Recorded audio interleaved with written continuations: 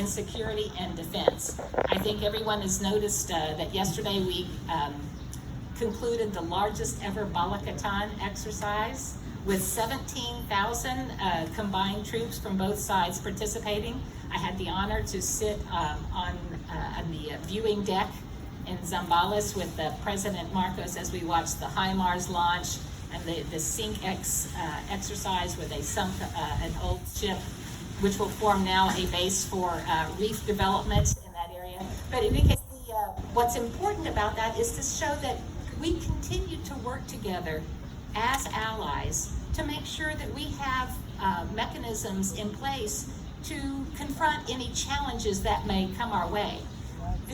I know some people say, well, you're actually threatening others, and that's not the case.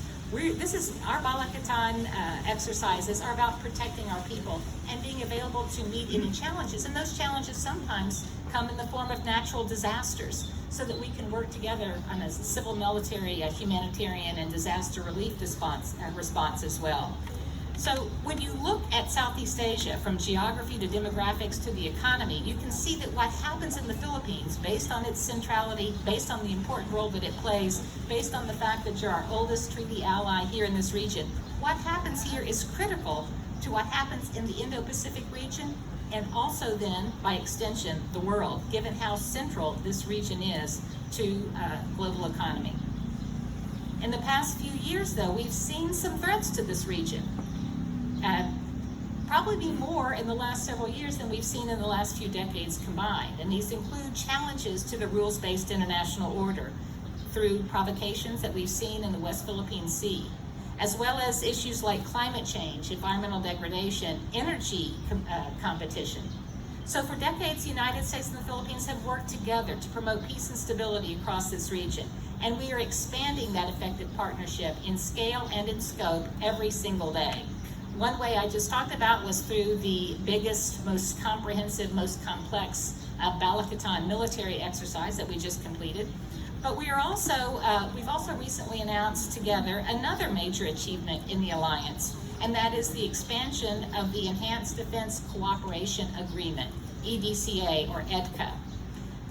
The multiple projects at these various EDCA sites, when they're completed, will bring development opportunities to the areas and will also provide a basis for our two militaries to work together more easily in an interoperable way to counter any threats that might arise. It also provides the Philippines with a way to modernize their force structure in a way that's very important for the military here. So it's important to note on these EDCA sites, everything that we do together at Balikatan, shoulder to shoulder, as we assess what the threats are and where we most need to invest our resources in order to protect our people. So the infrastructure investments at EDCA sites will help spur economic growth and opportunity in the local communities. That's an add-on. It's designed, these EDCA sites are designed primarily to meet the threats, whether environmental or from anyone who would seek to do us harm, but they also will stimulate economic activity in the region. And I should also stress here that the goal of EDCA is to strengthen our alliance so that we are better able together to respond to anything, any problem, any challenge, any threat that might occur. Ultimately, our alliance is guided by our enduring commitment to democratic values. And that's something also that we've heard others on the stage say before me. We are bound together by a common vision for a region that is governed by the rule of law, freedom of navigation, and respect for territorial integrity. These shared values are what keeps our alliance and the Mutual Defense Treaty vibrant, and for all of these 7 decades and for many decades to come. I'd like to end on a personal note.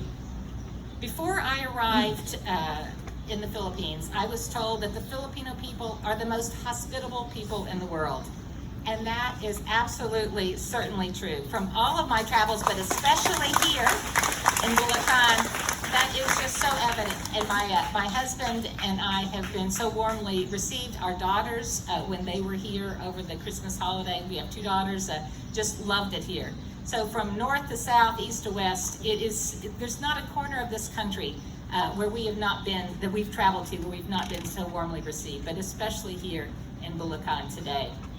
But I think what is even more impressive on top of that hospitality is that the hospitality is matched by real energy and enthusiasm for what the future holds.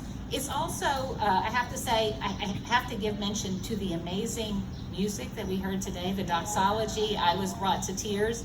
The brass band, those cultural ties that animate, that energy that we see in the music is replicated in the entrepreneurial spirit here and in every facet of life. And it's why it is such a joy to be the U.S. ambassador to this amazing country and to carry on the legacy of our status as friends, partners, allies, and family.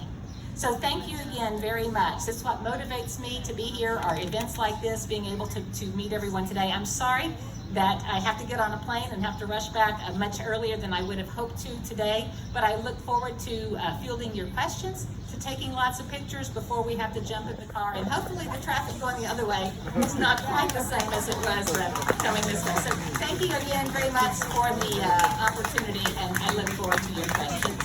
But